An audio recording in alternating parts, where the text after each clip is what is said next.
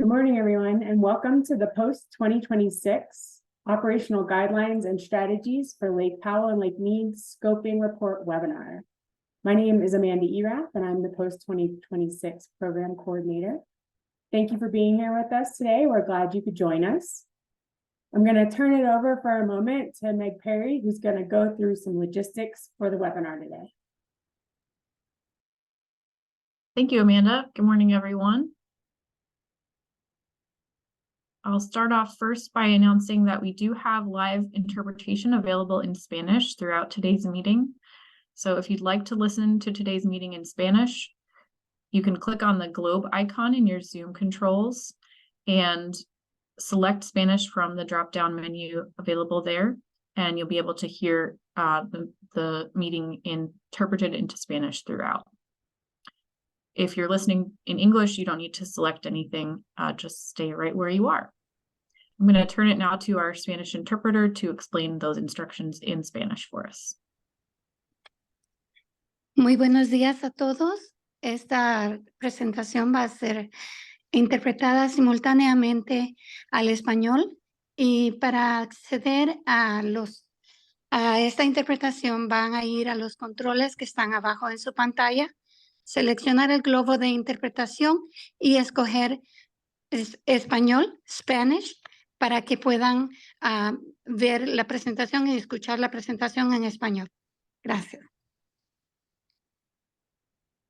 Great, thank you, Anna.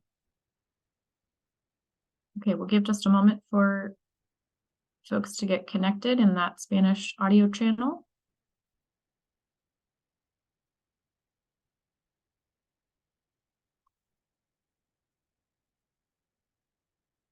And once more, I'll just say welcome. Thank you so much for being with us here today for this informational meeting hosted by the Bureau of Reclamation on the development of post-2026 operational guidelines and strategies for Lake Powell and Lake Mead, providing an update today on the scoping report. A few notes about the Zoom webinar environment that you're in. As you probably saw when you signed in, the webinar is being recorded. Microphones are muted as we have a pretty large crowd on this morning, as well as chat turned off, but you can keep an eye on the chat box because we'll be using that to post a few links and other information that you might want to click on or copy and paste for your future reference. And then we'll be accepting questions throughout the presentation using the Q&A tool. So you should see a little Q&A button with 2 talk bubbles here in your Zoom controls. And if you click on that, you can submit a question to the Reclamation panel. So you'll see a box pop up. You can type in your question, click send, and then following the presentation, we'll have responses from the panel. These questions are not an official part of the project record, and there are no formal comments being accepted today, but wanted to provide an opportunity for clarifying questions on the presentation that you'll be seeing in just a moment.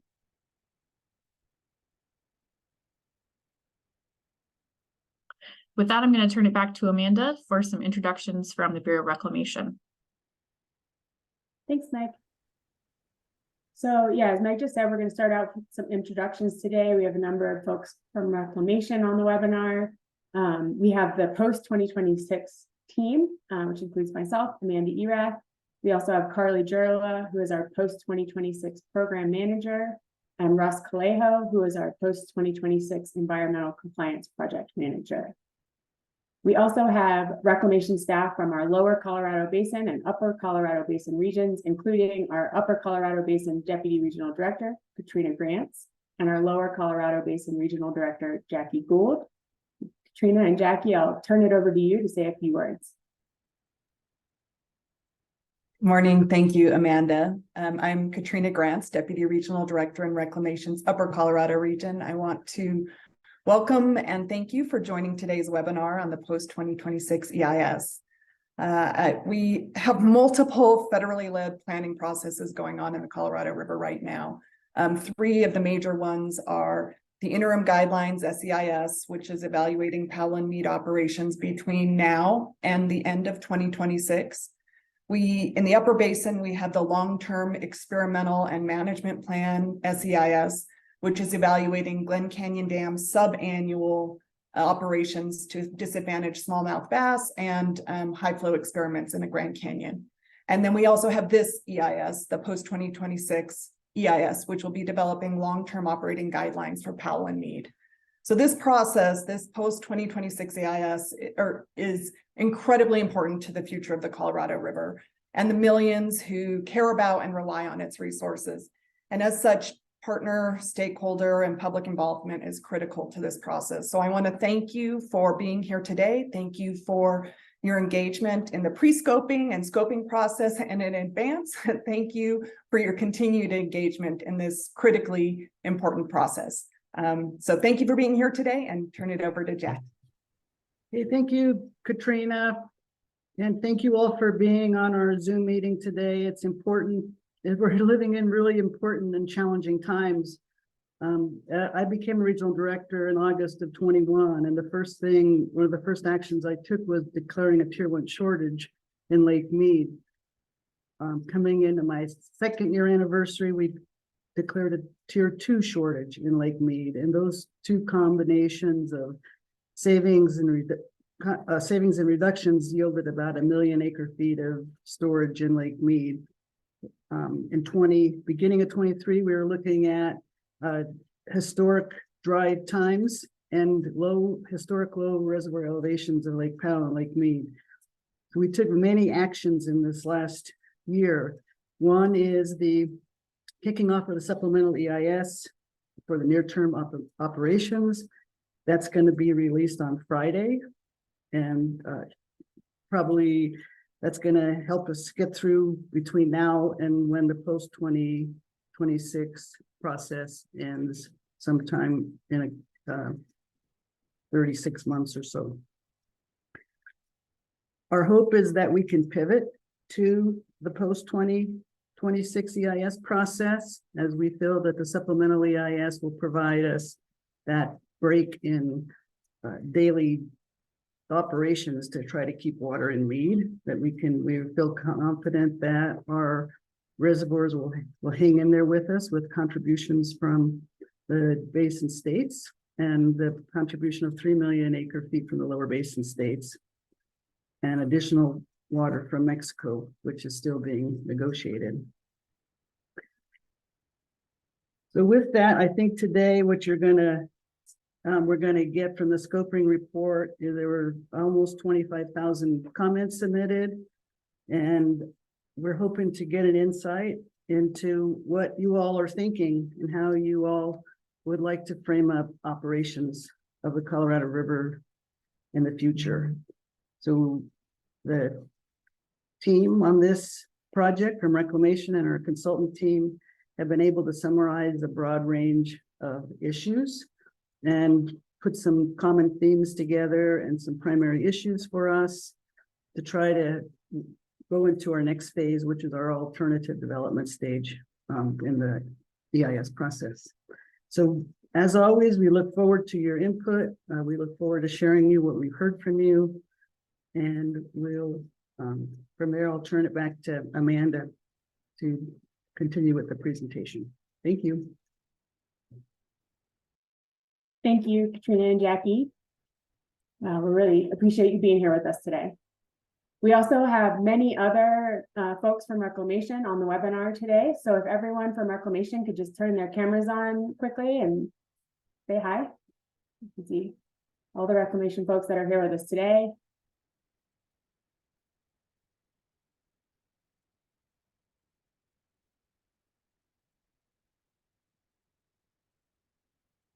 Great, thank you.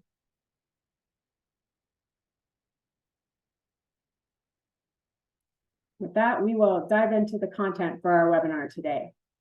So what we're going to be covering for you today is a recap of our scoping process, an overview of the comments that we received and the key themes that we identified across those comments, the anticipated purpose and need that we have developed for the post-2026 NEPA process, and the preliminary assessment of the proposed federal action for the post-2026 NEPA process. And then we'll give you a quick update on the next steps in the post-2026 process so that you'll know what's coming next.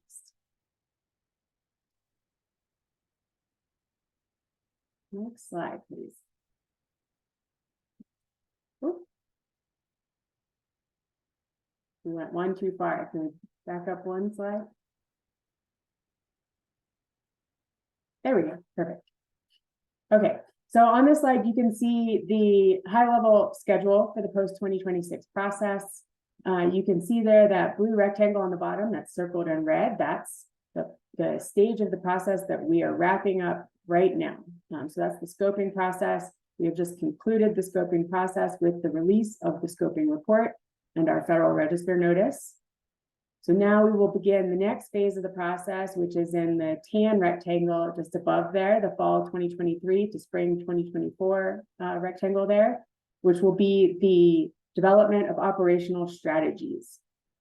This part of the process will result in the alternatives that will be analyzed in the draft EIS, which you can see in the next blue rectangle. We will start developing in the spring of 2024, and we'll continue developing that draft EIS through the fall of 2024.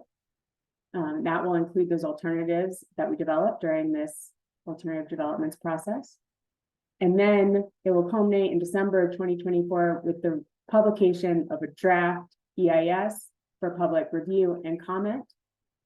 And then we'll wrap up the post-2026 process when we publish the final EIS and our record of decision, which will happen in 2026 prior to the release of the annual operations for 2027. Next slide, please.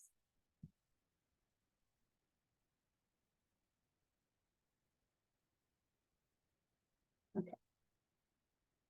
So I'll start off here with a recap of our scoping process, which we're wrapping up right now. So we started the scoping process with the publication of a notice of intent to conduct an environmental impact statement on June 16th, 2023. That began the scoping process. We held 3 follow-up public webinars to initiate that scoping process and share information with the public as well as our partners and stakeholders. We then had a 60-day public scoping period where folks could submit their scoping comments to Reclamation. That concluded on August 15th.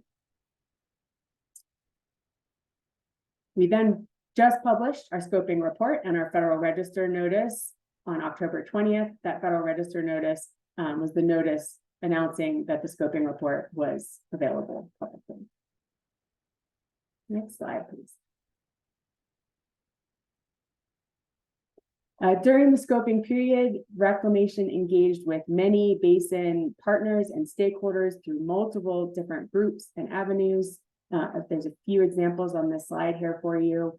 Reclamation has formed a new group. It's a federal tribes states leadership group where we are engaging with all the sovereign principals in the basin to promote equitable information sharing and dialogue among the sovereign governments in the basin. We also have continued educational sessions through our integrated technical education work group, which is focused on creating a common technical understanding of the underlying tools and concepts that will be used in the development of the post-2026 operating alternatives. And we've also continued our engagement with our cooperating agencies. Next slide. On October 20th, Reclamation published both our scoping report and a Federal Register notice. The Federal Register notice announced the availability of the scoping report.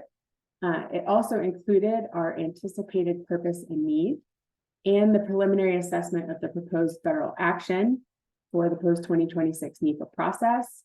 It also identified the next steps in the post-2026 NEPA process. Next slide, please.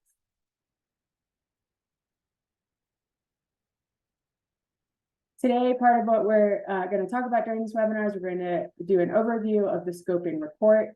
This slide just gives you a high-level sort of general idea of how the scoping report is laid out. So in Chapter 2, we summarize the scoping process. In chapter 3, we describe the comment collection and analysis process that Reclamation used. Then in chapter 4, we provide a summary of the scoping comment submittals that we received. Chapter 5 includes our proposed federal action and our purpose and need statement for the NEPA process. And then chapter 5 also includes future steps in the NEPA process. So what's coming next? Next slide, please. So Reclamation received 24,290 scoping comments total. Out of those, we had 318 unique submissions, which included 73 federal, state, and local entities, 16 tribes, and 72 organizations. We also received 21,658 form letters. There were 7 different form letters that made up that over 21,000 form letters that we received. Here you can see just not all 7, but some examples of the form letters that we did receive.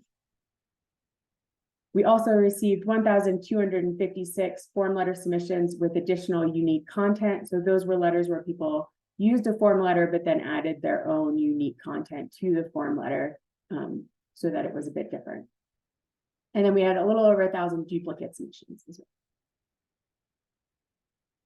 Next slide.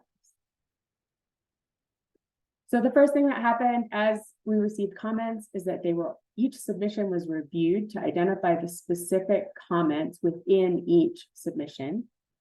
All those comments were individually organized using a coding structure.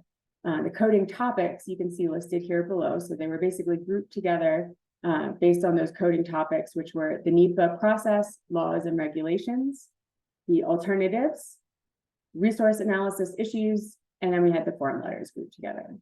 So that was how the comments were initially organized as they were received. Next slide, please. After carefully reviewing all the comments that we received, Reclamation then identified 10 key themes across those comment submissions. The one thing that we noticed as we were identifying these key themes and reviewing the comments is that there was one overarching theme that seemed to really cut across all the comments and all the input that we were hearing, and that was more. The next guidelines need to be more robust, innovative, flexible, adaptive, and should engage more basin water users through expanded opportunities. You'll see that theme sort of runs through all of these 10 key themes that we've identified in many ways. The first one is supply and demand imbalance. There is agreement across the basin in many of the comments that we received that there is a supply and demand imbalance in the basin and that the post-2026 guidelines should address that imbalance. We also received many comments recommending that Reclamation use a holistic approach and identify sustainable solutions. So again, a lot of agreement across the basin on that topic, that we need to be looking more broadly and developing sustainable solutions that can be implemented in a larger range of potential future conditions. We received many comments regarding the scope of the federal action. These we saw a little less agreement. There were some comments that were focused on the scope of the action needing to be narrow, focused only on Lake Mead and Lake Powell, whereas we received other comments that advocated for a very broad approach encompassing the entire basin and all of the users of Colorado River water. So there was definitely a range under that theme. The term of the guidelines was another theme that we saw in the comments. Here, most of the comments we saw were very broad. Generally speaking, the comments were focused on the guidelines extending for a long enough period of time to provide certainty and to allow for investments, but also not so long that Reclamation and stakeholders cannot adjust to changing conditions in the future. We didn't see a lot of specifics in those term comments. It was more the general idea that the guidelines should be long enough, but without being too long to be able to adjust. Roles of the upper and lower basins. We saw a variety of comments under this theme as well.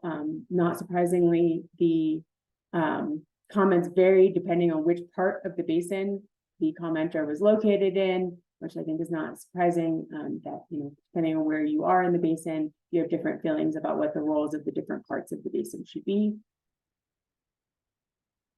We saw a number of comments also on operational strategies. These comments were focused on alternatives to the current operational paradigm in our existing guidelines, which is based on reservoir elevations and tiers. So some examples of suggestions that we saw in those comments were operating the system based on actual inflows or total system contents. We also received many comments focused on tribal water rights, both from tribal entities as well as other stakeholders in the basin. There was a great deal of support for greater inclusion of tribes in the development of the new operational guidelines, as well as improved opportunities for tribes to participate in things like conservation programs, as well as to be able to fully benefit from both their quantified and unquantified tribal water rights. Along those same lines, we saw a lot of comments focused on conservation and storage programs. We have existing conservation and storage programs in the basin. Generally, the comments were all very supportive of those existing programs and that they should not only continue, but be improved upon and expanded.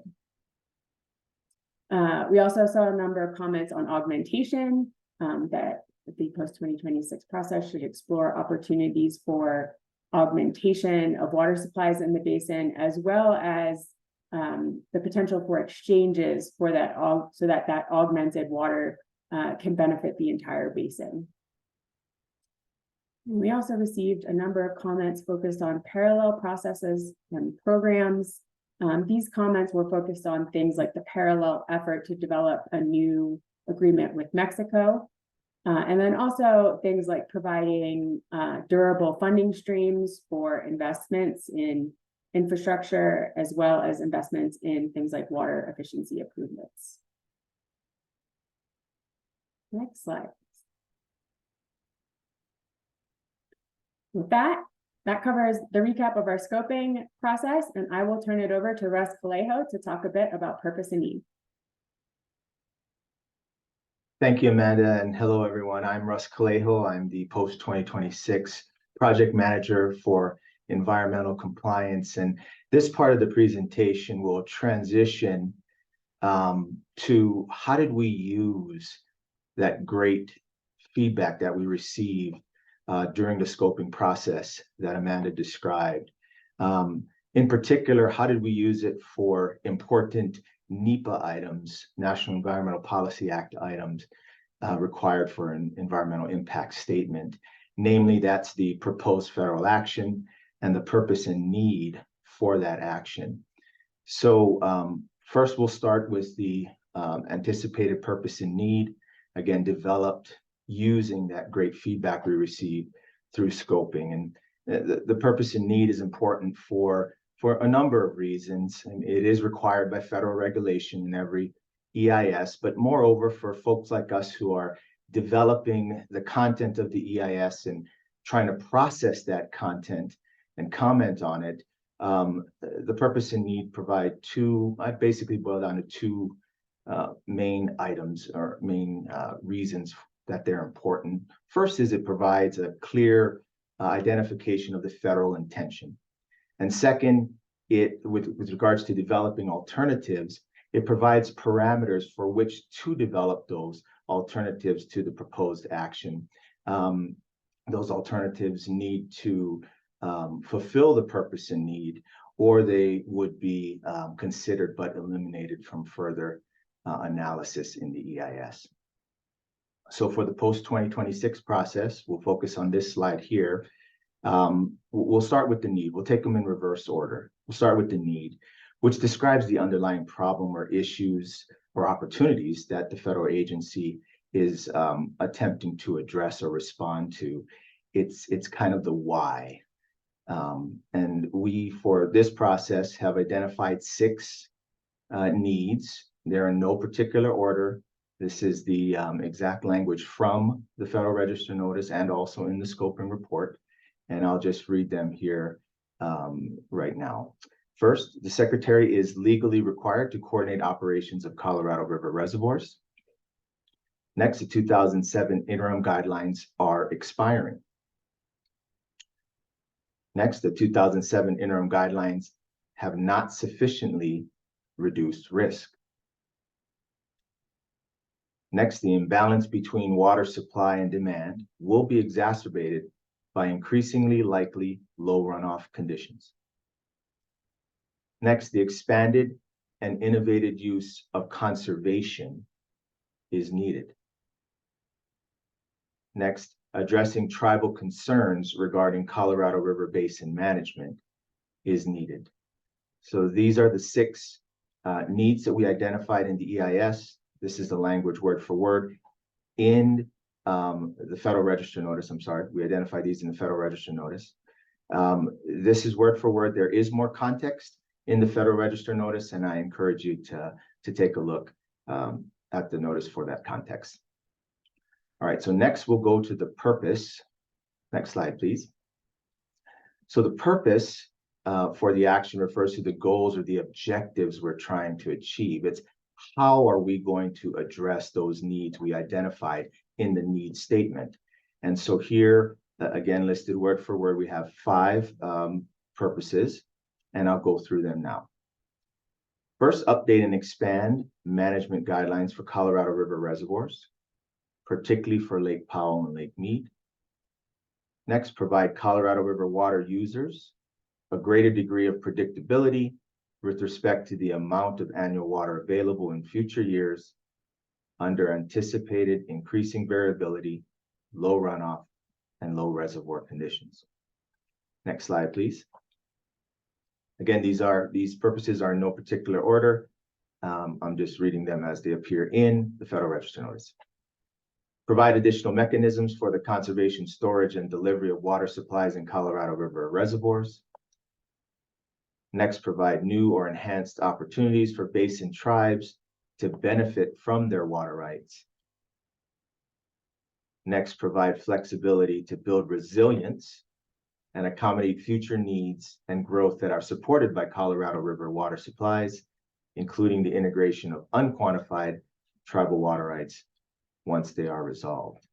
So that's our anticipated purpose and need, the why and the how. And I'll turn it over now to Carly to talk more about the proposed federal action. Thank you very much, Russ. So I'm going to describe to you how we've constructed the preliminary assessment of our proposed federal action. In its most simplest terms, the proposed federal action is to adopt specific guidelines for coordinated reservoir management strategies to address operations of Lake Powell and Lake Mead through their full operating range. What we mean by full operating range is that we are seeking to adopt specific operational guidelines that tell us how to coordinate the operations of Powell and Mead from full pool level down to low reservoir elevations. One caveat I want to make here is that we are not seeking to redevelop the U.S. Army Corps of Engineers flood control regulations at Lake Mead. Those would stay intact, but beyond that, we're looking to develop those specific guidelines for the full range of operations at Powell and Mead. And this action is designed to provide for the sustainable management of the Colorado River system and its resources under a wide range of potential future conditions due to a changing climate. Next slide, please. We have identified 3 elements by considering the input that was received through the scoping process, but also in consideration of the 2007 interim guideline elements that the proposed federal action would consist of.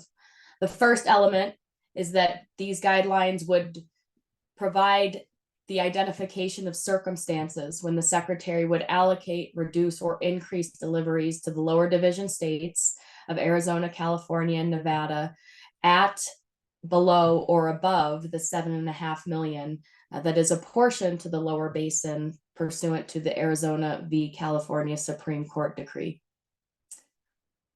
Second, the proposed federal action should provide specific guidelines to allow for the coordinated operations of Powell and Meade, and particularly under low reservoir conditions.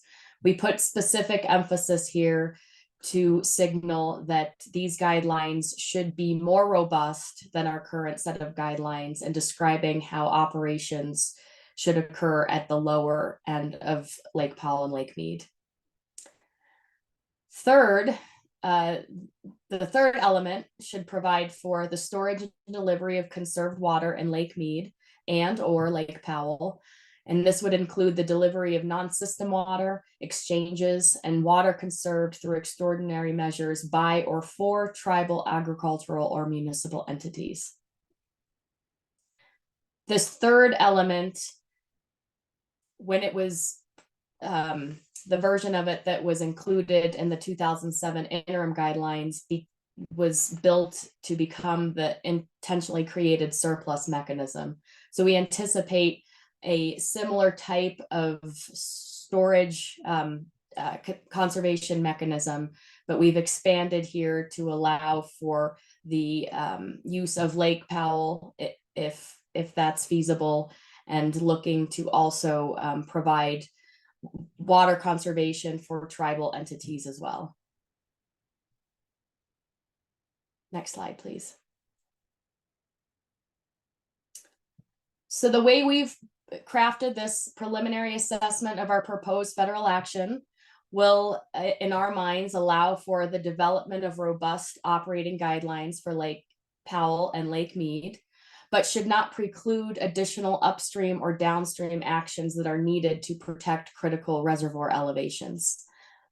An example here might be the continued use of the upper basin reservoirs above Lake Powell to deliver on a temporary basis water to protect critical elevations at Lake Powell or Lake Meade.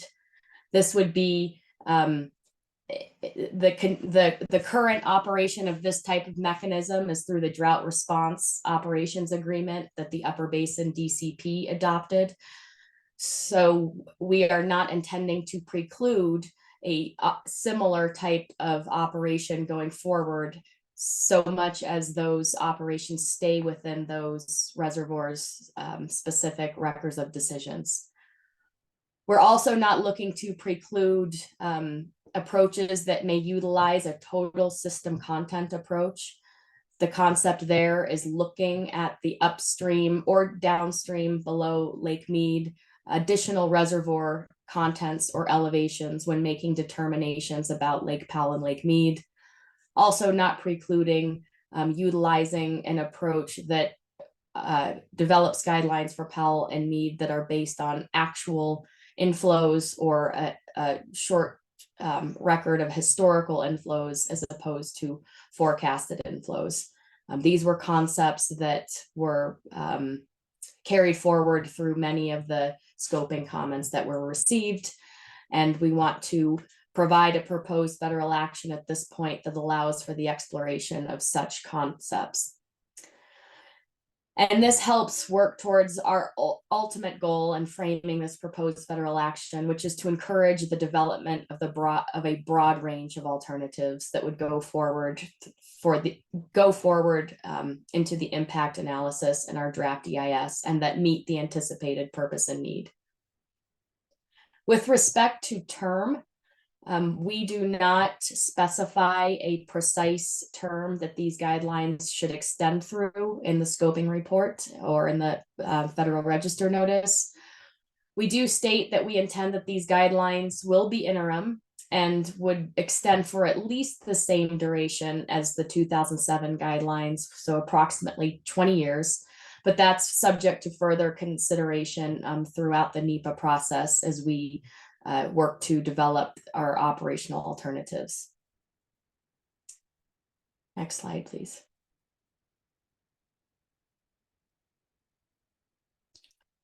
With respect to the geographic scope of the analysis and the draft EIS, we state that that's dependent upon the range of alternatives that are developed, and that will be determined at a later time in the NEPA process when we start to understand what those alternatives are and frame that impact analysis.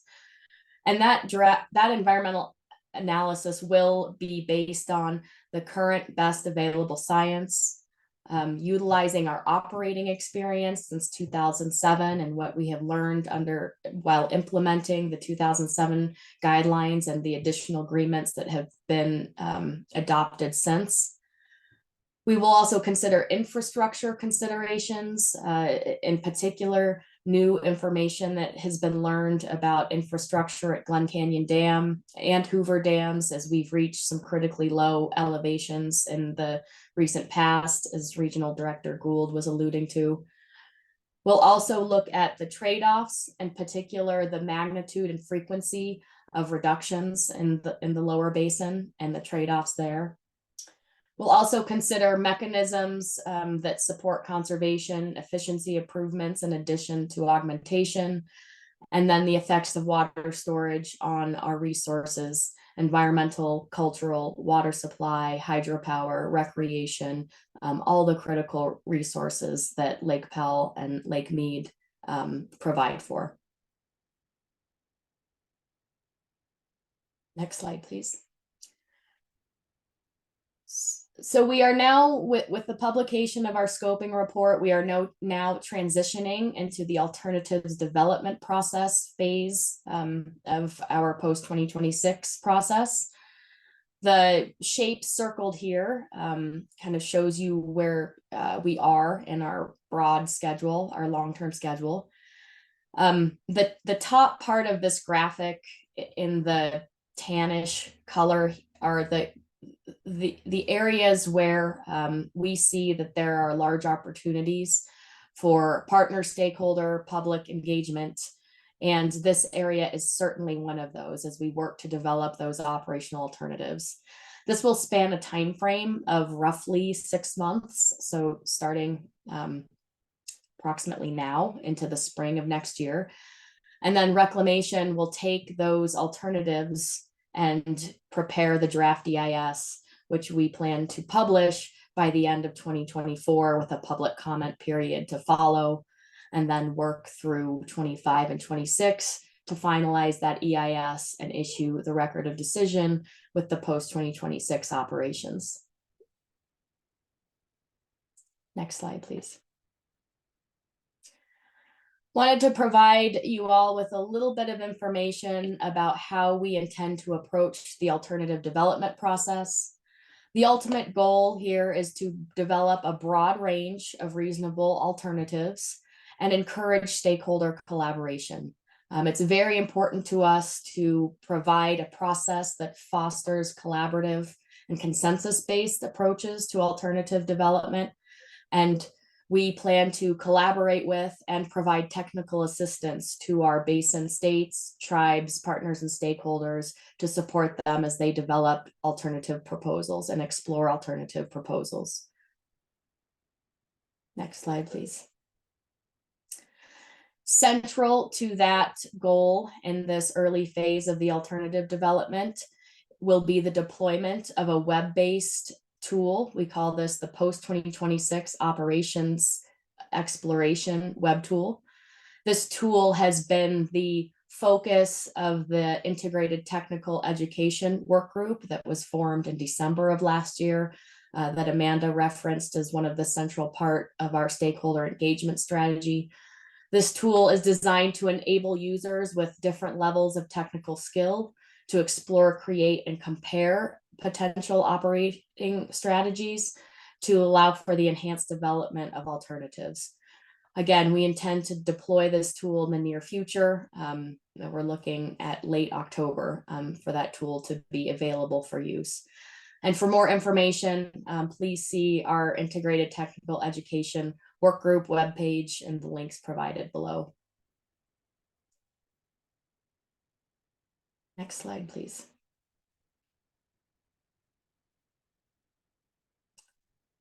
So lastly, I'd like to leave you all with a little more detail on the alternatives development process, some of our key steps as we move through the fall and into spring of next year, where we hope to have that broad range of alternatives developed to move forward into that impact analysis.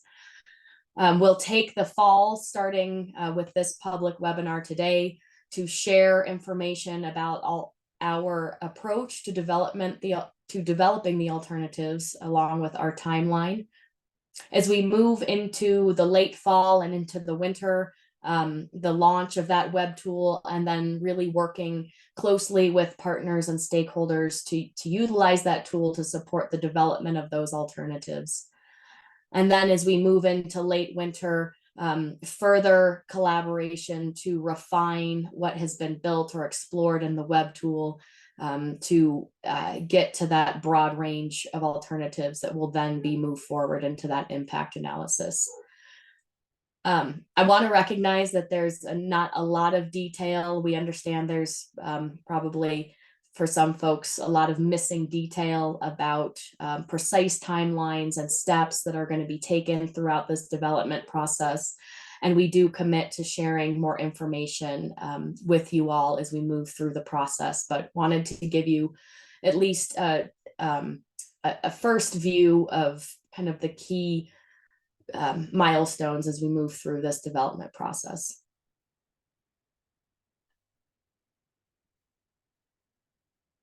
And with that, I will go ahead and close and turn over to Meg Perry in a minute here to facilitate our Q&A session.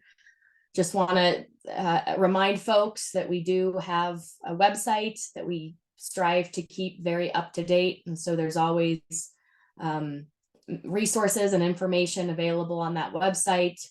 At any time, you may send questions or comments to our Post-2026 email, and we have a project telephone line available as well. So don't hesitate to reach out to us at any time with questions or comments on the process.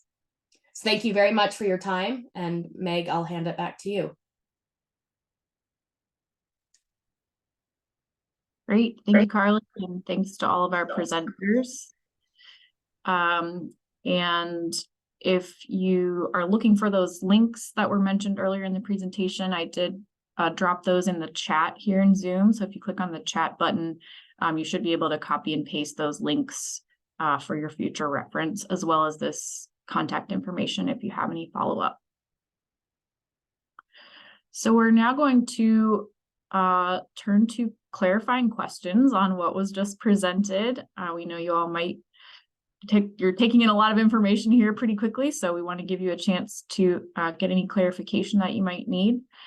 And the way to do that is to click on the Q&A button in your Zoom controls. You'll see a little box pop up where you can type in your question and click submit, and we will have the Reclamation team review those questions and provide some responses. So I don't think we have many queued up yet, but we'll give folks a minute to think and about what questions they might have and submit those through that Q&A tool.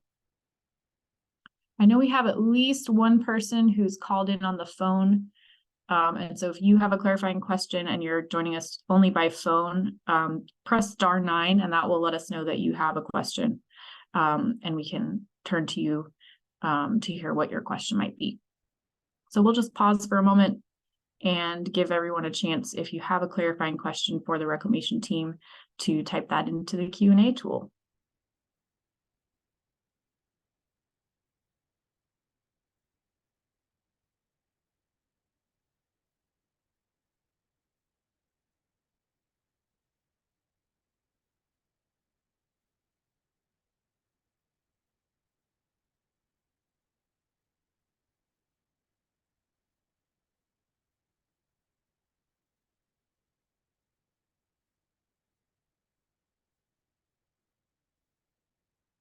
I know one question we get a lot is whether this information is going to be available after the webinar.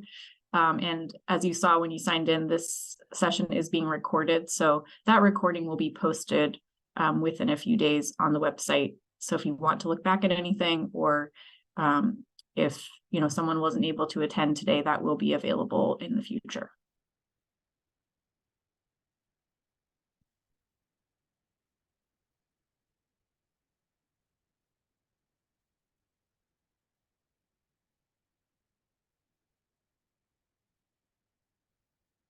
Great. All right. Looks like we got a few questions coming in, so thank you. And we're just going to share those with the team here backstage, and we'll turn back to you all with a few responses in just a moment.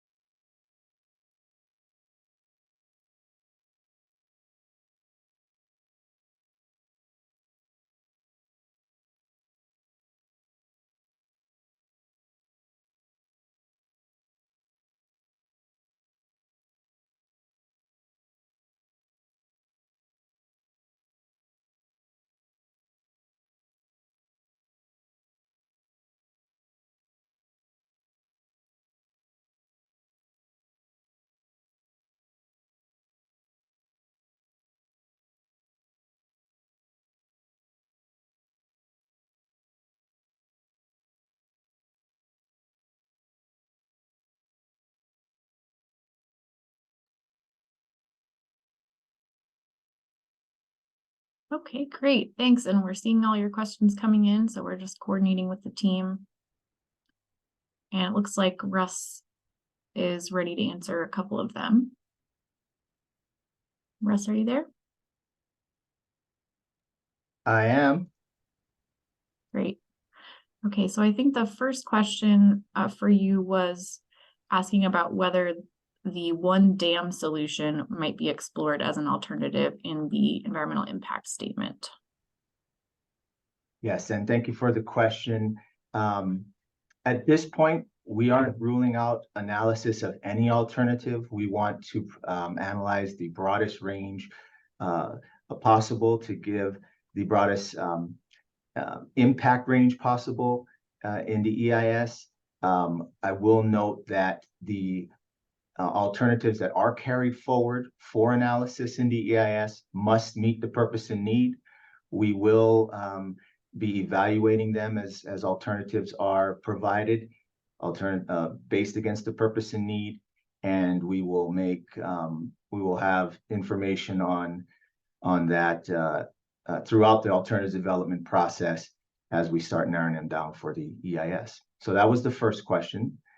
And the second one was this was the anticipated purpose and need. Curious when there will be a final one. Is there a date identified? Again, thank you for the question. And we have not identified a date.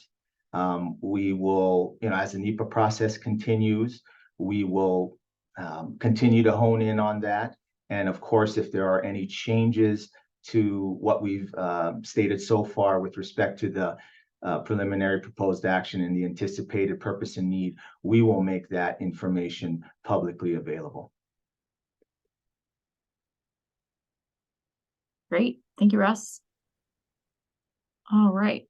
Got a few more questions teed up, and we're just coordinating who's going to respond to each of those. So thanks for bearing with us.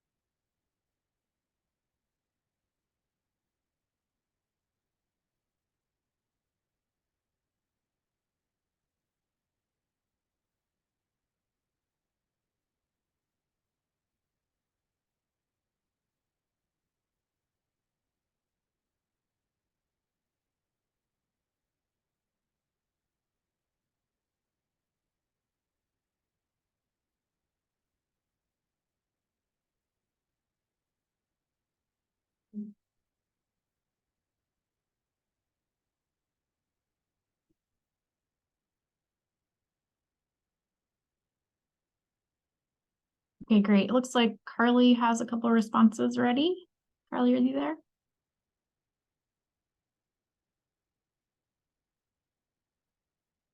Oh, you're muted.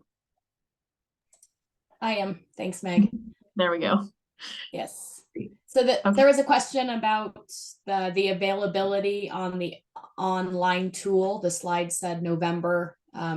November is correct. If I said October, then I misspoke, but it is mid to late November. And we will send information out when we have a more firm availability date. Great.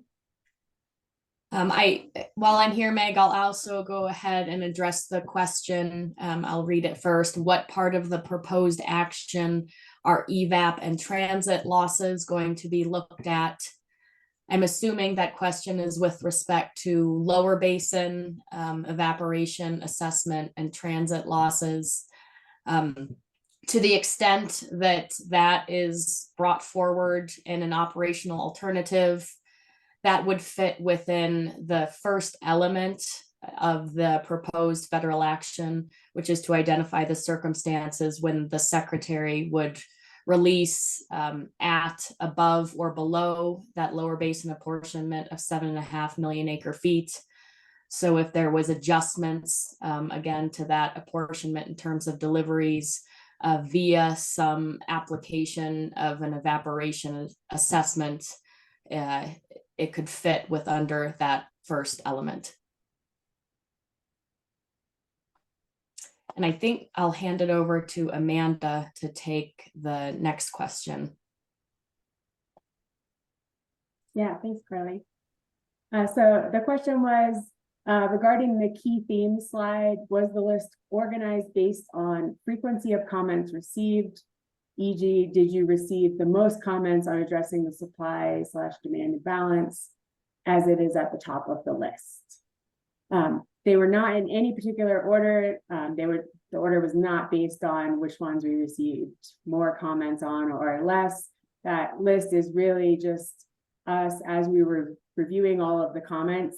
Those were just the key themes that we kept seeing crop up over and over across all of the comments. So those are not organized in any particular order. There is some information in the scoping report based on the coding structure that was used as the comments came in, where there is some information provided about the percentage of the total comments that were focused on those different coding structure topics. So you can see that kind of breakdown if you look at the scoping report. Great. And that, again, the scoping report is linked on the website, and I'll also drop the direct link to it here in the chat as well. Okay.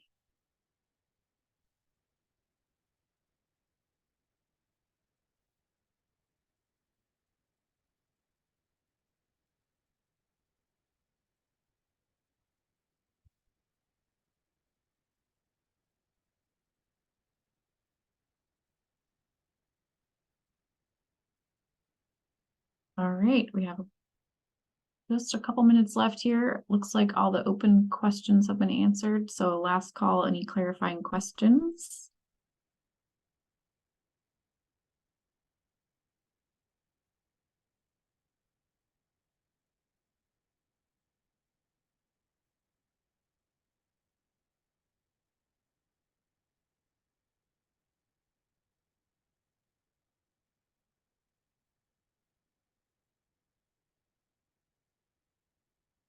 right. Carly, I'm going to go ahead and turn it back to you. Oh, and I will just mention, I know we have some folks listening in Spanish, and I didn't mention at the top, but if you do have a question and you want to share it in Spanish, we can absolutely take your question, and our interpreters will make sure that the panel can hear your question in English if you share it in Spanish. So please feel welcome.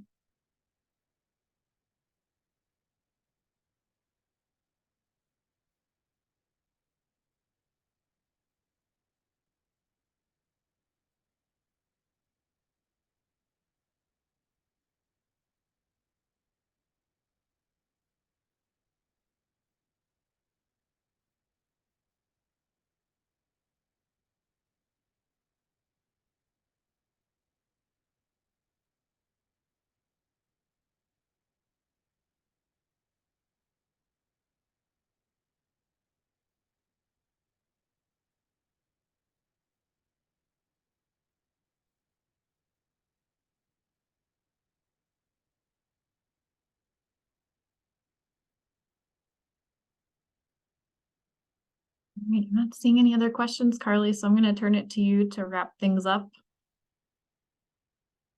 You're muted. Geez, sorry about that. Thank you, Meg.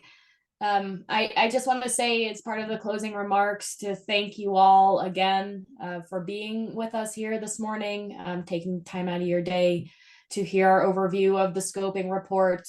Also to sincerely thank you all for the input that has been received into the process to date. We look forward to continuing to work with you all in the future. We will continue to reach out when we have updates to provide in the process by sending out an email from our CRB Post-2026 email. We have a broad partner stakeholder public email list, so you'll receive an update there. Also check back to our website periodically to see anything new that may have gone up there. And again, I just want to thank you for your involvement, and we look forward to continuing that in the future. So have a nice day. Thanks, everyone. Carly, thanks once again to all our presenters, to the Reclamation team answering questions, and especially to everyone for participating today. This is a really important part of the process, keeping you all informed and with the opportunity to understand what's going on as it happens. So thanks for being with us. And with that, we will close things out. Have a great rest of your day. We're adjourned.